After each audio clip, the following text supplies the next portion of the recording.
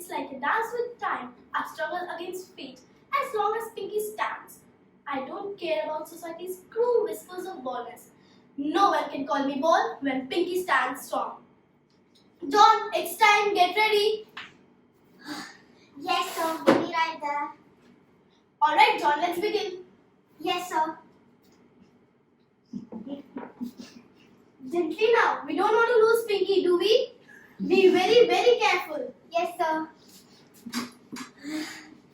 If I have to brush, comb, and pamper Pinky one more time on Mr. Harry's head, I might just lose my mind. I mean, it's not like I'm not grateful with my steady job, but who knew being a personal groomer could be so demanding? You see, there are brushes, combs, and an army of shampoos and conditioners that I have to manage. And don't even get me started on the fragrances. His hair smells better than a flower shop. All because Mr. Harry is more attached to his hair than I am to my morning tea. So here I am, the unsung hero of Mr. Harry's hair saga. If only he knew the silent struggles of the man behind the combs and brushes. If this Pinky did not exist, all my troubles would cease. Maybe I'll go extra harsh on Pinky today. Yes. And... John, are we done? Yes, sir. I'll start with the shampooing right now.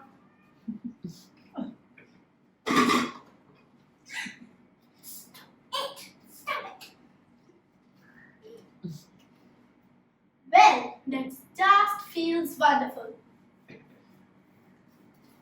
Of course it feels wonderful. I'm great at my job to Mr. Harry. I'm glad, Mr. Harry. You have Mrs. Rose's party at 6 p.m. today. Oh, I love Miss Rose's parties. Let's do it the way the ladies do. Part it in the middle and curl it over my eyebrow. Yes, sir. I'll get the curling iron right away. Extra hot today.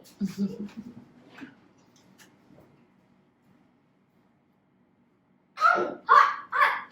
Stop it. We're all done, sir. You look fabulous. Yes, my hair is my crown and glory. Wait! Take me too! I can make you look elegant, rich, and handsome, and no one has to talk about your bald head. For the last time, I am not bald. I have one hair on my scalp. A bald person is someone who has no hair. One hair is not the same as no hair.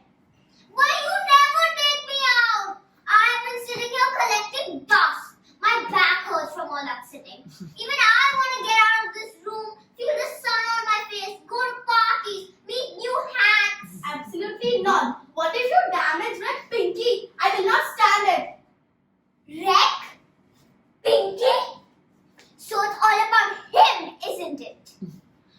I am fragrances for Pinky. Everything for Pinky. Shampooing for Pinky. Extra shampooing. Lots of care for Pinky. What about me? Huh? I am a unique hat. And no one is like me in the world. And still, Harry treats me like garbage. Why do I deserve this? One day, when Pinky runs away like all his other cousins, Harry will come to me, his true companion. Until then, I will bide my time, but I know how to make it faster. Stay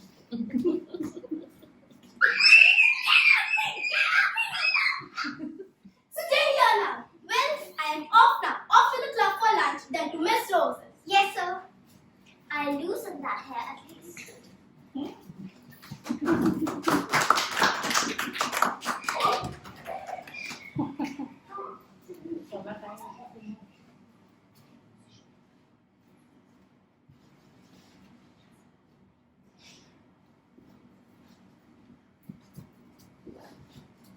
Rose, how do you do?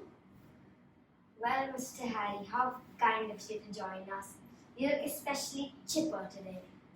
Yes, I'm trying a new look. Do you notice something different today? Yeah, your teeth are more yellow than usual. What? No. What? No. I mean my hair, Pinky. You have a name for it now? Yes. I call it over my eyebrow like a young officer zoo. Oh, ew. I mean, you look lovely. Same as Rose. Do you have any tips to get hair as lovely as yours? I mean, your hair is just spectacular. And so many of them. I'd love to do similar things for my hair. Well, yes, maybe after tea, or perhaps never. Every single gathering turned into a hair-centric escapade with Harry in attendance. Hair tips, hair adventures, the latest hair products. My stories have become a follicular festival, and frankly, I'm a bit tired of it all. I should have seen it coming. The moment Harry walks in the door, it's like a switch flips and the spotlight turns to his hair. You know, I thought hosting elegant gatherings would be an opportunity for meaningful conversation, sophisticated banter, and maybe even a touch of intellectual discourse. But no, it's always about the latest hair products, the most effective treatments, and the eternal saga of Harry's single hair. Maybe if he didn't have any hair, he would stop talking about it. Why don't I finally give him that secret oil today? Well, actually, Mr. Harry, here. I've been gatekeeping it for far too long. But not anymore, especially for my beloved guest. Keep applying it daily or several times a day. And soon, you'll have a lush head full of hair. Thank you, Miss Rose. Thank you. How can I ever repay this debt? Just keep applying. In fact, why don't you head home now and get started? Yes, that's perfect. Thank you, Miss Rose. Thank you. Good riddance. Huh? I mean, goodbye, Miss.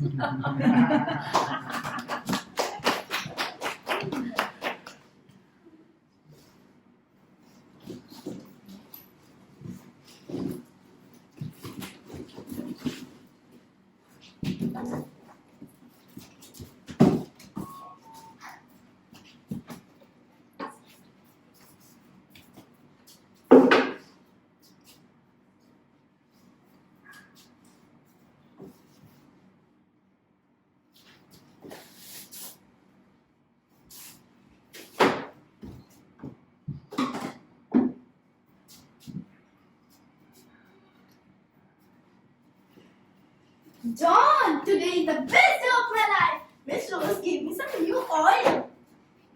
Oh, that's amazing. I'll bring your favorite soup to celebrate.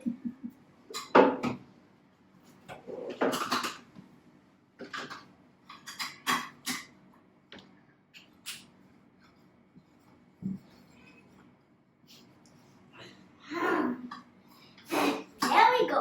Another way to torture me. Another hair. Smells disgusting. Let me tell you, it is not a cakewalk being the lead in this hairy drama. It's like being a prisoner in the middle of a hairy hoopla that just won't quit. It all started out as a bit of fun. Maybe apple of Harry's eye. But gosh, the routine's gotten old. The never-ending shampooing, the relentless routine, then being twisted into bizarre shapes. There was a tiredness creeping into every strand, a weariness that's got me daydreaming of the days when I was just a regular hair, not a symbol of Harry's fight against going bald. I'm yearning for the freedom to let loose, to sway in the breeze, to fly away like a dandelion seed, without bearing the weight of Harry's hairy obsession. Oh, stylist in the sky, hear me out. Set me free from Harry. I know him so itchy today. I just can't stop. No!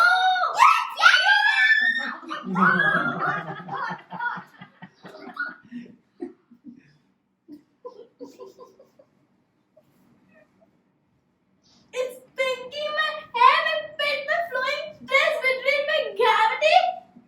What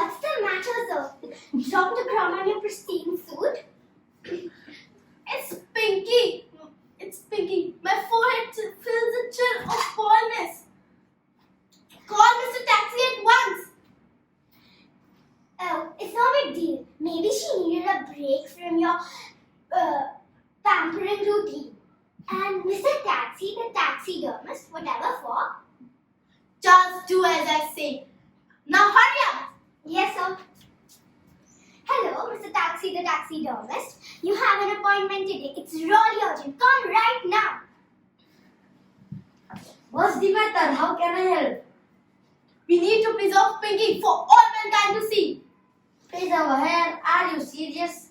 Dead serious. This hair represents my entire hair legacy. I can't let it vanish.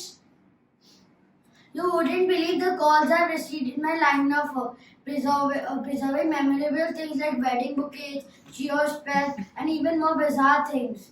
But preserving a single hair, but as they say, money talks. If a man wants a solitary strand of hair encased in a glass case, then who am I to deny this peculiar wish? So here I am, a taxidermist on a mission to improvise a single hair.